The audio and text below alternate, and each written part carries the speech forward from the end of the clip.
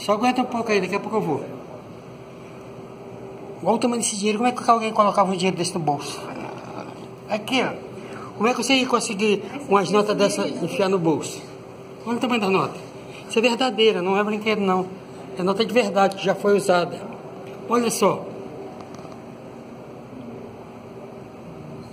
Você imagina?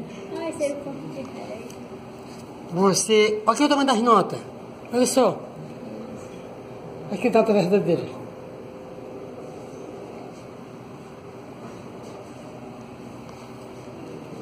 Gente. Que pena que as moedas não dá pra você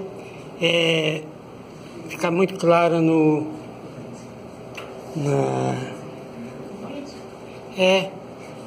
Mas só as notas, né? Aqui, ó. Olha, muito legal isso aqui, ó. Ó, olha só.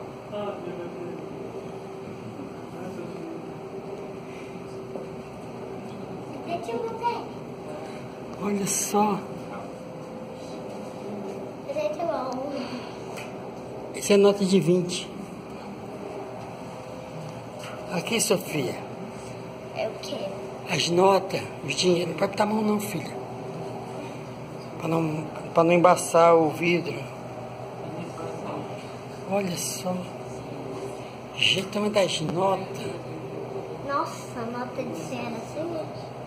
Aí é 10, Sofia. Não, é 100 mesmo, é. Tá certo. Eu que tô... Isso daqui é de... Aí é R$1.000, é mil cruzeiro. Deixa eu ver. Daí 100 mil, é 1.000 cruzeiro. Isso aí. Isso aí, esse dinheiro já foi usado, a gente já usamos. Você não, porque você é muito nova, você chegou agora. Peraí. Entendeu? Você chegou agora. Então não dá pra você ver. Nossa, é muita coisa, gente. É muita coisa.